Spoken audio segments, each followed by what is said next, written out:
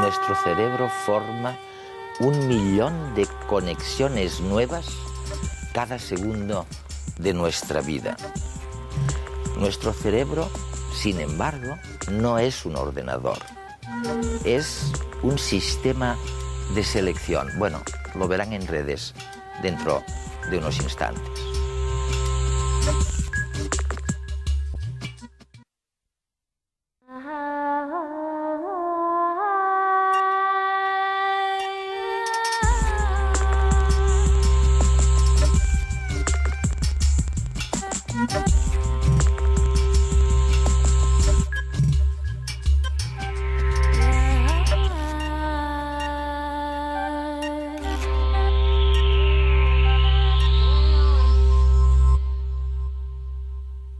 Si pudiéramos desplegar nuestra corteza cerebral, bueno, sería del tamaño de una servilleta o de un mantel mediano.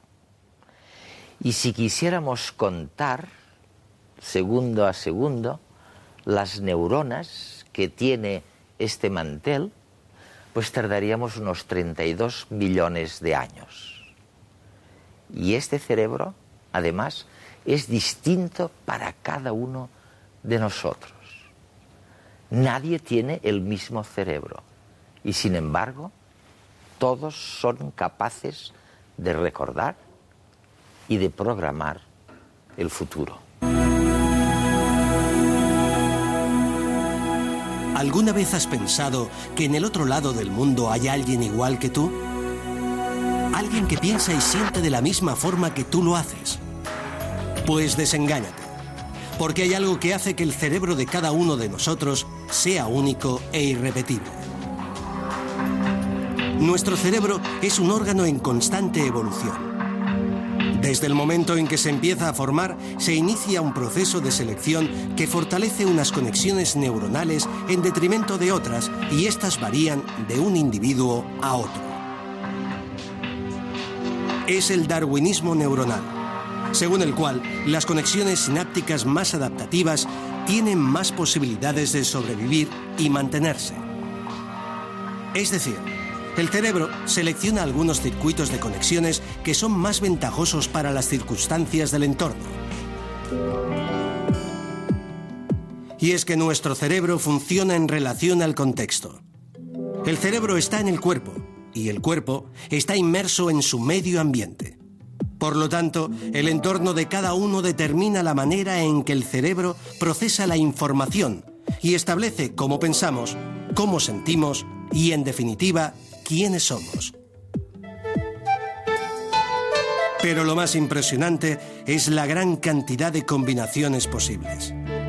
Consideremos que solo en nuestra corteza cerebral hay aproximadamente unos 30 billones de neuronas. Si hoy empezásemos a contar las posibles combinaciones entre estas neuronas, acabaríamos de enumerarlas dentro de 32 millones de años. Estas conexiones no se rigen por un patrón lógico, como un ordenador que ha sido diseñado y programado para dar siempre una respuesta predeterminada.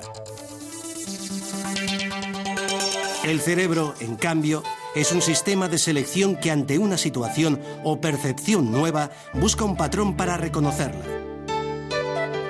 Si no lo encuentra, asimila esta información y la ordena siempre de manera inédita.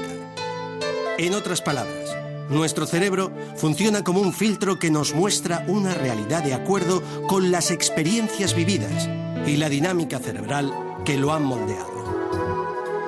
No es de extrañar, por lo tanto, que cada cerebro sea único en la historia. Y esta variabilidad explica las diferencias entre individuos, como, por ejemplo, por qué unos son más hábiles para la música y otros para la pintura.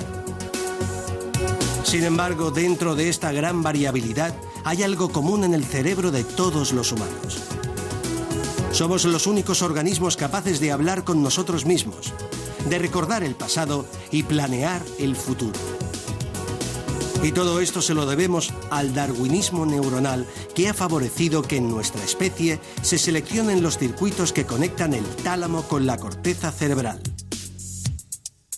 Estos nos permiten una mejor adaptación y, lo que es más importante, nos han dotado del mecanismo necesario para ser conscientes de que somos conscientes. Gerald Edelman fue Premio Nobel de Medicina en 1972 y ahora es director del Instituto de Neurociencias de San Diego. Allí sus investigaciones se centran en cómo el cerebro humano da lugar a la consciencia, uno de los mayores misterios de la ciencia en el siglo XXI.